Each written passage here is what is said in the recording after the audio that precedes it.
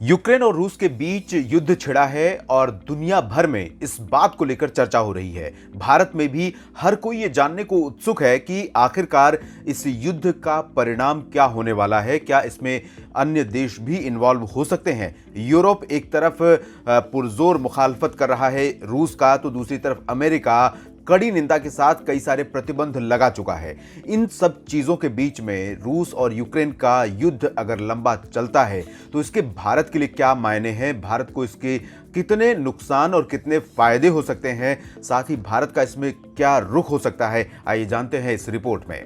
रूस और यूक्रेन के बीच युद्ध के कारण भारत के व्यापार पर असर पड़ेगा और महंगाई बढ़ेगी। युद्ध से भारत और यूक्रेन के 2.35 बिलियन डॉलर के व्यापार पर संकट के बादल मंडरा रहे हैं। रूस और यूक्रेन दोनों ही भारत के बड़े व्यापारिक साझेदार देश हैं।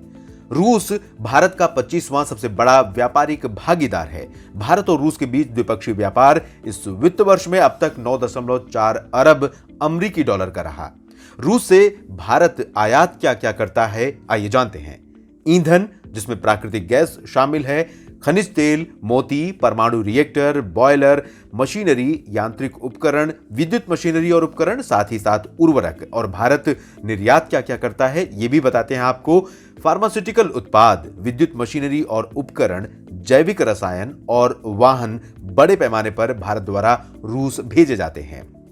भारत और यूक्रेन के बीच भी द्विपक्षीय व्यापार लगातार बढ़ रहा है।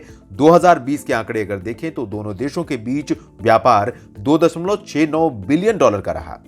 भारत के यूक्रेन से 1.97 बिलियन डॉलर के आयात में शामिल हैं ये निम्नलिखित वस्तुएं: खाद्य तेल, उर्वरक, न्यूक्लियर रिएक्टर और बॉयलर जैसी जरूरी मशीनरी। साथ ही साथ यूक्रेन को भारत से 721.54 मिलियन डॉलर के निर्यात में शामिल हैं दवाएं और इलेक्ट्रिकल मशीनरी।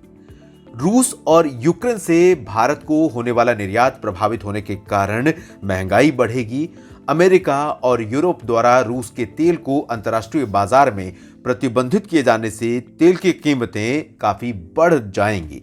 पहले से ही कच्चे तेल की अंतर्राष्ट्रीय बाजार में कीमत $105 प्रति बैरल से ऊपर पहुंच चुकी है। इसका असर भारत में माल ढुलाई पर पड़ेगा, यानी कि सब्जी और फल से लेकर अनाज समेत सभी चीजें भारत में महंगी हो सकती हैं।